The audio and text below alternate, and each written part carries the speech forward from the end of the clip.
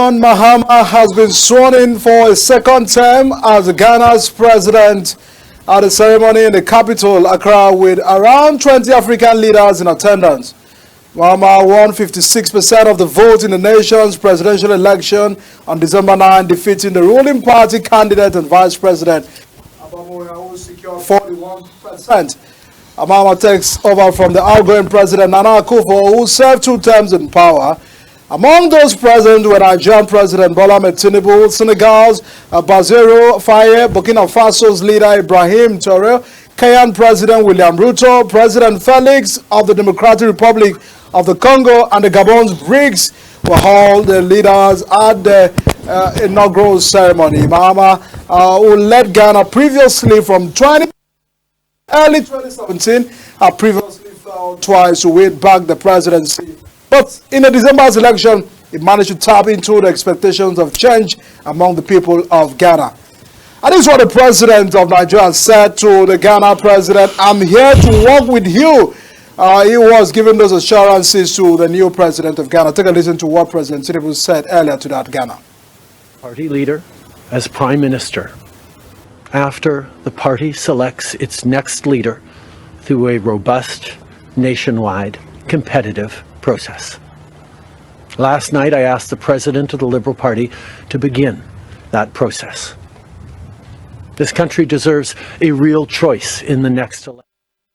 I beg a transmission will bring what President Tinubu said earlier today at Ghana, where he was heralding, saying that it's a new era for prosperity for the people of Ghana to strengthen in collaboration with the Nigerian people. President Tinubu said, even when we disagree, we must choose a path of peaceful dialogue at all times. Your new president is a man of patriotic vision and substance. He loves his nation and the people to the core. He said that to the people of Ghana earlier today at the Black Star Square in a bid to also recognize his presence for continuous intentions of collaboration between the people of Ghana and Nigeria. But just before we get into the conversation tonight on the show, let me still bring to you what the president said earlier today. You know, you can count on Nigeria's support at any given time. You call on me. We are your brothers and sisters. We shall always be there for you. May your administration be a profound success and progress for you, Ghanaians, and the entire region. I am confident that new government under the leadership of President John Mahama will work with Nigeria to strengthen this powerful bond, leading to greater shared progress, prosperity for the people of our 2 nations. I have no doubt that your administration will bring about positive change and progress. Part of the speech of the president earlier today at Ghana in a bit of recognizing the new president, Mahama John, who has returned back to the top of the office of the Ghana, the People of Republic of Ghana. Tonight on the show, away from that, we'll be looking at addressing questions surrounding President Tinubu reforms, data reliability, credibility, and have continued to throw the key economic indices in the country. We've looked at the many government have said we are taking on reforms to be able to reshape the future of this country. But it looks that many Nigerians are still saying that these reforms are greater with hardship, are greater with hunger, are greater with some factors that looks like government are not paying attention to what it really means to have government in place. Tonight we'll try to see what the projection of the part of government, what possibly may be the reality on ground. How can Nigeria get better for the people of Nigeria? The president also tasked governors to go back to their state, to develop their state, and also enhance economic productivity from their region. And that's the reason he said He actually supported the local government autonomy, but all of that has continued to be a concern tonight. We'll still dissect on these reforms. Are these reforms getting the people better? Is the future of this country protected? Is it served with all of the reforms that have been taken by the government? Tonight on the show, I'm being joined by the National Secretary of African Action Congress, Kopi Agu, is my guest tonight on the show to explain all of this concern. Thanks so much for joining us on the show. Thank you, Mike. Happy New Year. Same to you, my brother. How are you? Very, very well, and good to have you on the show tonight. Yes. Always.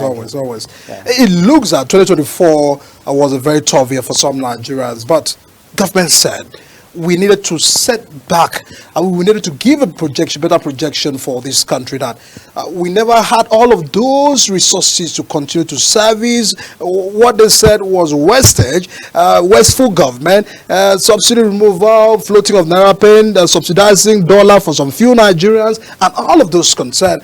He has come with a lot of reforms. It looks that the president is still talking very tough on those reforms. He's still speaking as a man who knows what he's doing. He's on top of the game compared to probably, you may say, the last administration, where it looks that the president was saying the other thing and ministers were saying the other thing. But this time, the president is having a direction. Is that clearly what you feel?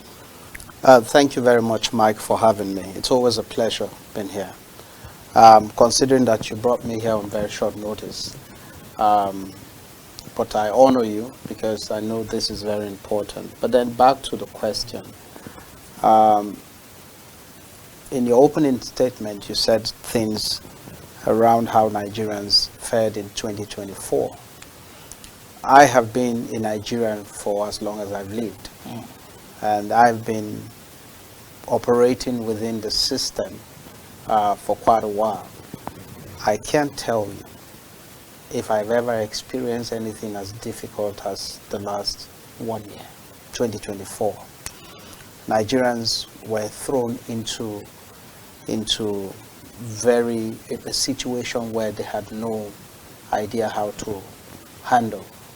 A lot of people lost their financing, and they lost their position. Jobs were lost because companies were closing down. So it was a very difficult year. And of course, you can't blame anybody but put that squarely at the doorstep of the current president's economic agenda. Excuse me. One of the first things, you've said something alluding to that, was the removal of a subsidy. Without a clear plan as to how to proceed after that. Subsidy was removed, you floated the naira. We are a country that is heavily dependent on importation. Our prices of crude weren't doing that well. But then Nigerians, a lot of them found themselves in the rain without an umbrella. And we continued that way for more than from January, from when the president was sworn in 2023, up until January last year. There was no way out for anybody. Christmas had just ended and the New Year just ushered in. I know how long and how painful it was for some people to spend their holiday. So they didn't fare well. You have said things like, you have alluded to some of the things the president has said. From our standpoint, it is almost clear to us that we want to also see them, like we described Jonathan and President Buhari, as unsure of what they are doing, as without imagination, to be honest with you, because when you make decisions, we have had even people within their party, the APC, attack the system and the plan of the president towards Nigerians. It clearly didn't work. And we were hoping that somehow they would have had some and then, sorry to also digress, the security situation in the country didn't help matters. Whilst they were trying to tackle Boko Haram in the northeast, we had specters of insurgency in the middle belt, and then suddenly another group emerged from the northwest and terrorizing the entire country. For a country that is heavily dependent, especially our rural people, on farming, were found all through 2023, 2024, a system where people who were farm dependent couldn't go to the farm. And so, so we wonder why they were wondering why the price of foodstuffs and everything went up. So if you ask me for an assessment, I'll give them a failing grade. I think that they could have done better, but that is not to say that everyone else suffered. Some people suffered, others in government were having a nice time. And you can see it was in the same 2024 when Nigerians were struggling to eat that we bought a private jet for the president of So it wasn't necessary. 50 million. I think it was unnecessary. We have also seen the president even a few days ago flying from here to Lagos. You know, when you tell people to tighten their belt, they should also see you doing the same. He flew from here to Lagos in his A330 jet and flew the same jet from Lagos to Enugu to commission project. That's laudable that you went there to commission project. But in my opinion, flying such a huge jet for a 15 minutes flight time, it seems to me that it is wasteful. And it speaks to a government that will tell you to do one thing and they do another. I mean, I'm sure they have smaller jets in their fleet. When you want us to lead, you want to lead and you're leading us, show by example. It was painful to us to watch how our country went almost down the drain in 2024. This is hoping that 2025 will be different. But then again, Mike, 2025 is a foothill for 2027. After 2025, next year is what? 2026. It becomes almost an election year. So What the are you concern going will to do? be So the concern will be how to get re-elected and all that, and then a certain developmental project will be left to ruins, and you can bet on that because that has been the practice over the years. So if you ask me to grade them, I'll give them a failing grade, and I have facts to defend that. Thank you.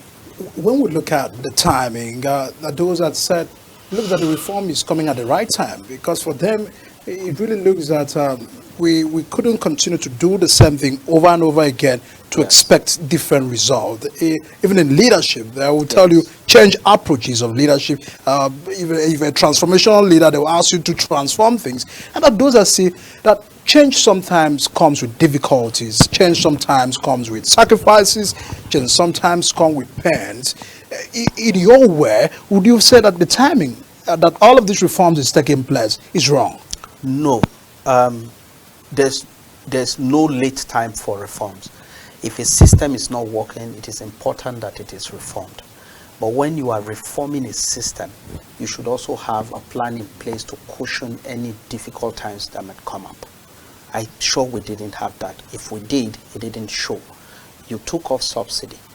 You must know that the moment you touch subsidy, and I've told you on this program several times, our party were clearly against removal of subsidy. We had a different approach to it that would not have thrown Nigeria into the chaos it threw into. But if you're suggesting the removal of subsidy, what was in place?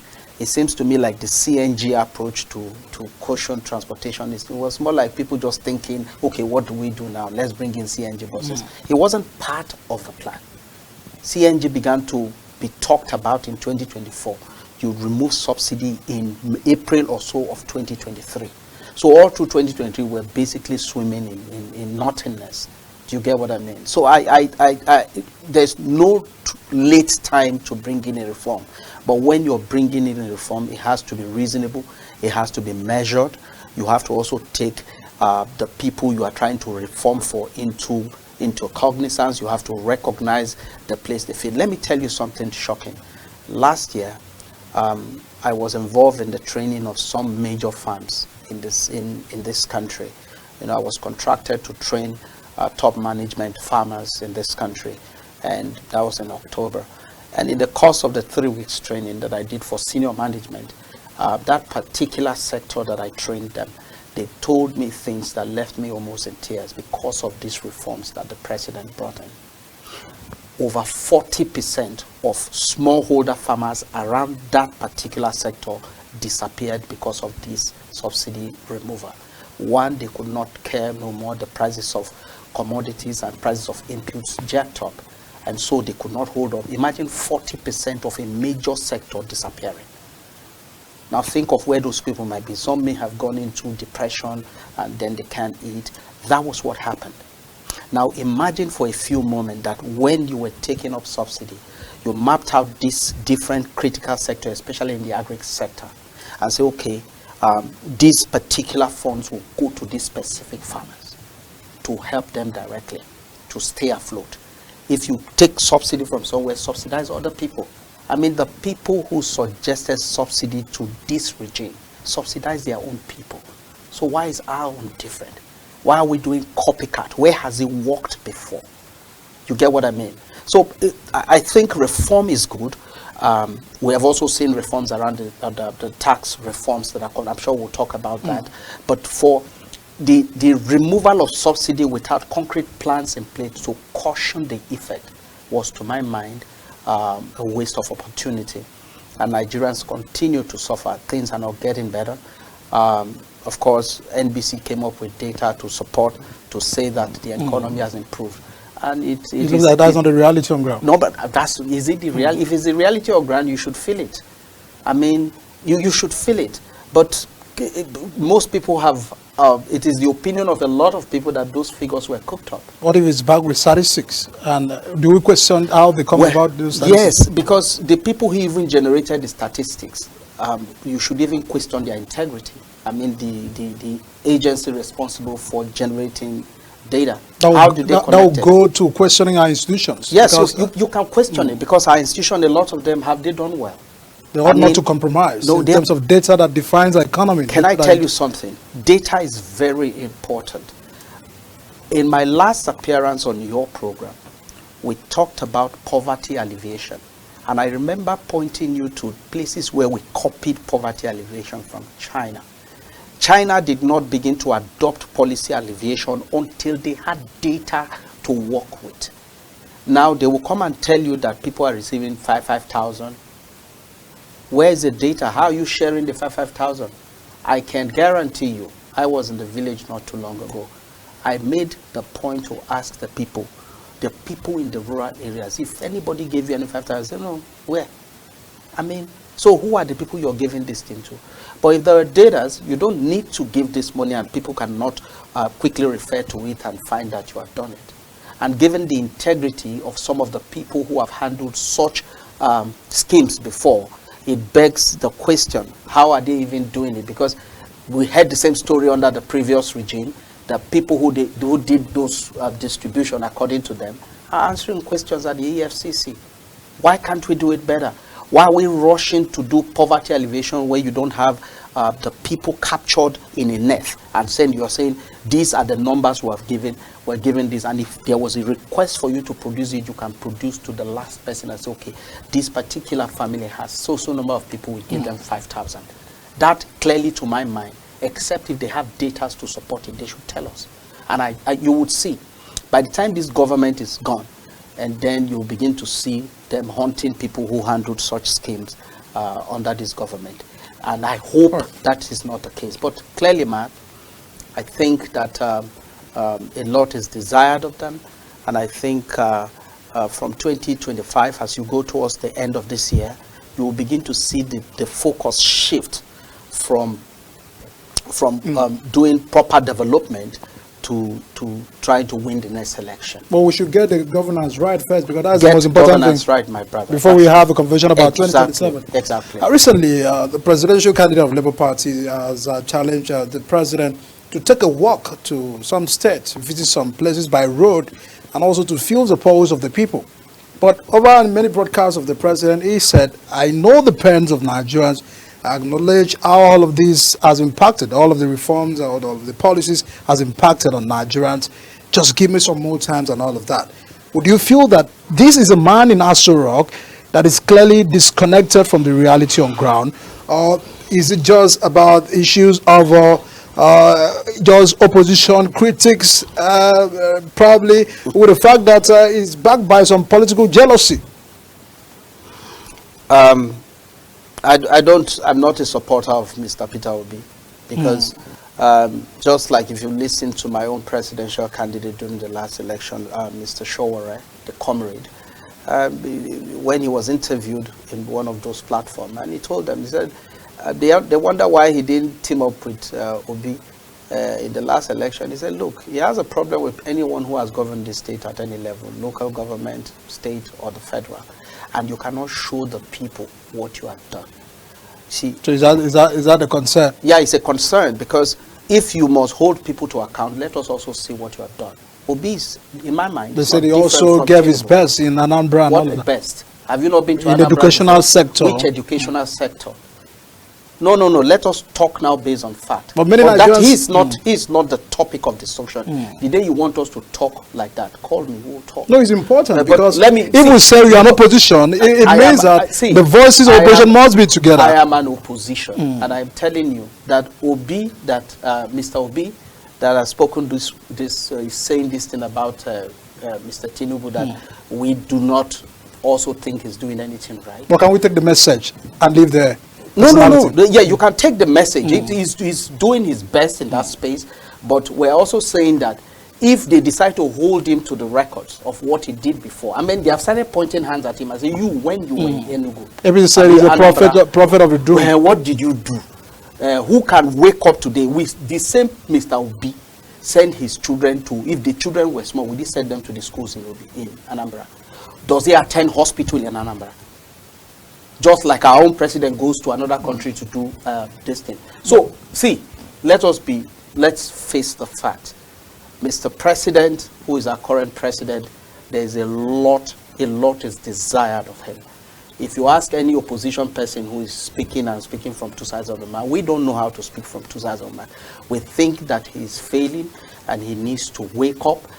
The mandate is his. But he's saying, I understand the pain. What pain do you want? Because it would have been one thing if the president probably was saying things are working and all of those if he was understanding of our pain, when he was muted that they wanted to buy a private jet worth $150 million, since he heard what the people were saying from the grassroots, did they say go ahead or no? What was the overwhelming opinion? People said no, this is not the right time. Did he go ahead to buy it or not? No. Since he's feeling the pulse from the grassroots. The grassroots are not in support of that kind of thing. We think that at the time it was done, not that the president does not need a new jet, but then when you time this thing properly, you also gauge the mood of the people, of the nation. People are suffering. He cannot tell me he's suffering. I mean, in the same year, he bought an Escalade, a bulletproof Escalade. Which is also good for him, but the security of a president is paramount. Even if you were to be the president. If I was the president, I would have also ensured that our security is paramount. But then I will also look at the times and say, okay, are there alternatives to this? Can we put this down for now and do it later? You know. But then we can speak to other things that I think that has happened that is looking like. They have cut down on the foreign trips of his cabinet. No, of course. But then when you cut down on the foreign trips of the cabinet, and we're still hearing that people are doing things around finance that is not good. I mean, I saw in the papers today, people are still, it is surprising to me that I saw one of the agencies that is in charge of anti-corruption dismissing 27 of their people because of corruption. I think that by way of payment, I heard that they have tried to centralize payment of contractors from the attorney or accountant general's office. I don't know how that is working well. Let us get to another regime. We will know what happened during this regime. But I think that is a welcome development. But I also think that the reforms should not just stop at tax reforms or saying you want to. Because I don't know if I should add more. I was to come to that. Go ahead. Because there's a controversy about tax reforms which has appeared to divide the ethnic, regional. Some say is a northern factor, northern problem versus the southern problem. I mean, is it a question of lack of adequate education or information? Because I've also drawn concern about, look, let's engage the people. Let's have proper consultation. Because the defense of Taiwo to sell the tax bills to the people, you know, he has concluded that it's in a good account of the policy direction where we should go with our tax reforms, and he believes that many things will get corrected in terms of multiple taxations and all of those, taxing the poor and leaving the rich and all of those concerns. What would be your comment on this tax reform bill? Okay, for the tax reform bill, if you see people being afraid of something that is supposed to benefit them, it is fear. Fear of people's antecedents. You get what I mean? I watched the live show when Tayo was still trying to explain how the tax reform would benefit Nigerians. And one of the questions that popped up was, we hope that Lagos will not be replicated in the center. And I don't need to explain what that means to you. No, they were accusing that, one of them even said that a company managing Lagos exactly, taxes. you won't come and hand over the tax collection and consultant. It was clear. He said that one will not happen. So the reason I said fear of people's antecedent, they are suspicious of your good move. You call it good, but they are still suspicious because of what may have happened in another situation. Do you get? But then there's a trust deficit. Trust deficit. So you can't blame the people when they say you have not done proper consultation. I agree that we need to reform our tax system. I mean, I heard the one in place has been around since 1949. We need something new that is in tune with the times.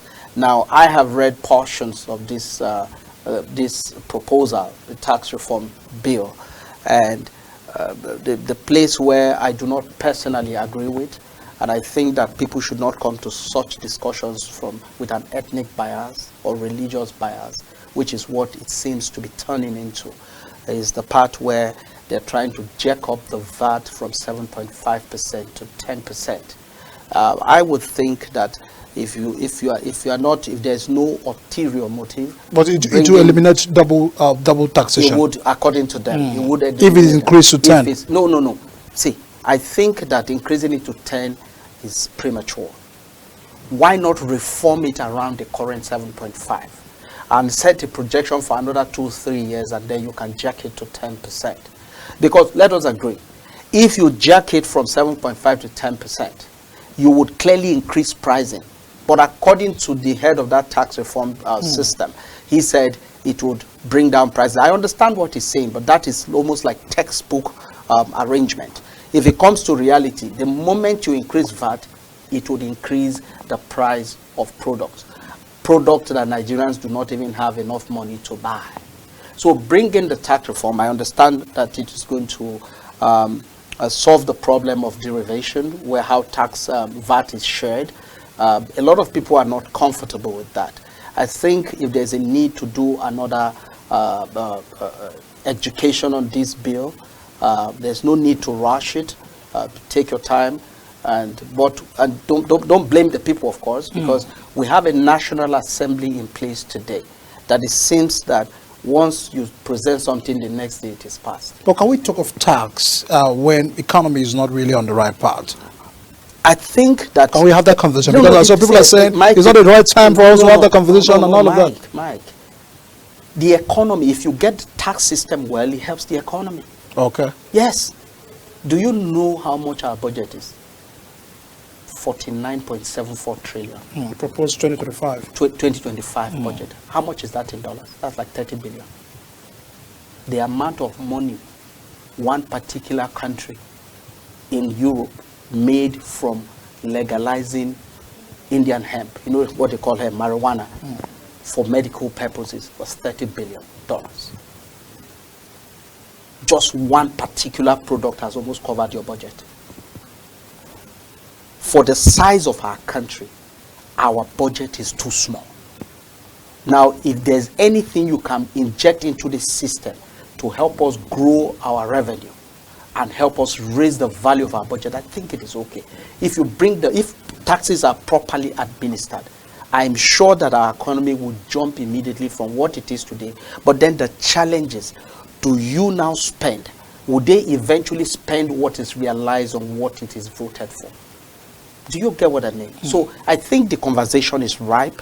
From 1949 to today, that's a lot of time gone to be hanging on to a particular old system.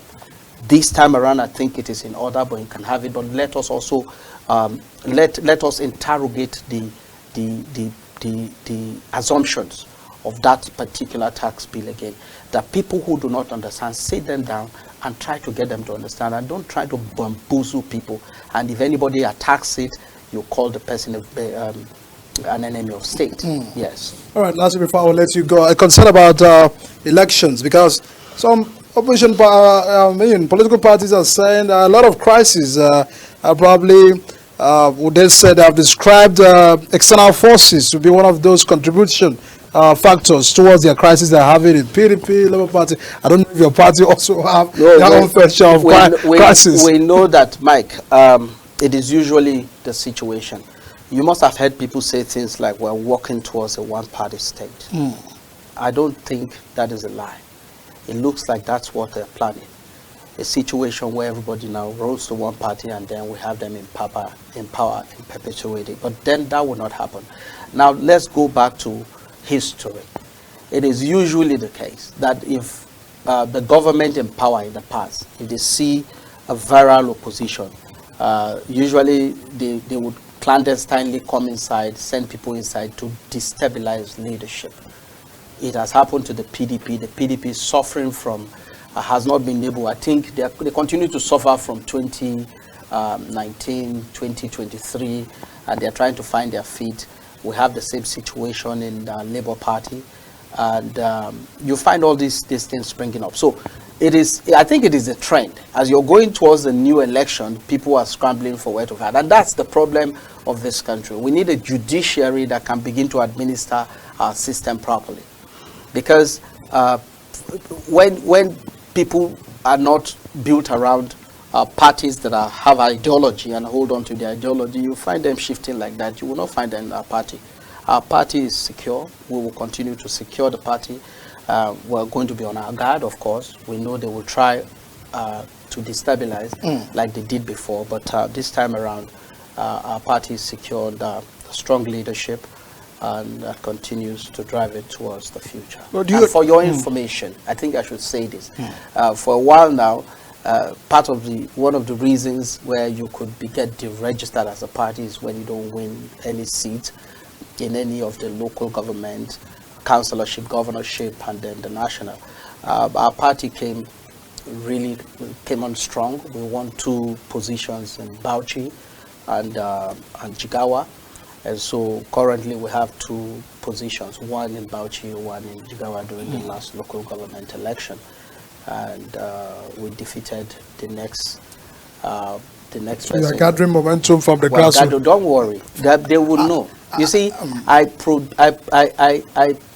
say it here and let it be on record.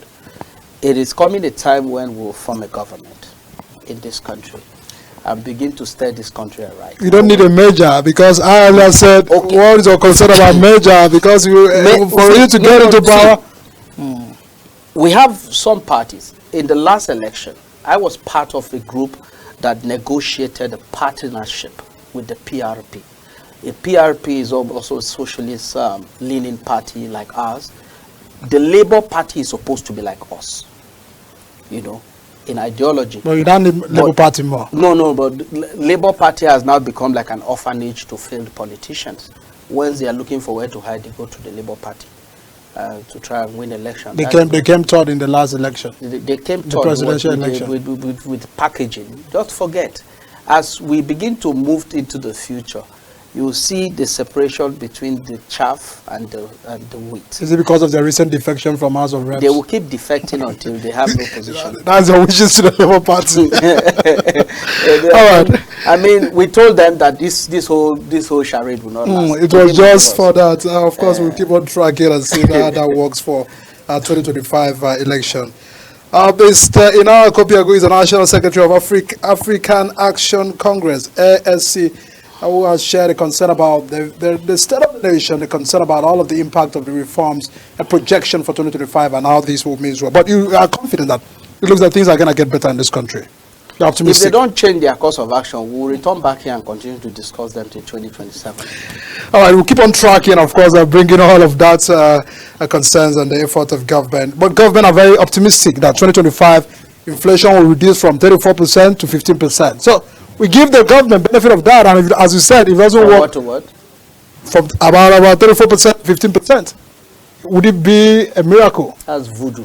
What's that? How do you do that with the way things are happening? But you are not a prophet of the doom. I'm not a prophet of doom, but when you see the way things are going, you cannot get anything otherwise. The results cannot be otherwise. Or you should give them benefit of doubt. I am telling you, I thought we were going to talk about the budget. I'll the keep budget this. of 49 point something trillion. How much has been voted for agriculture, for instance?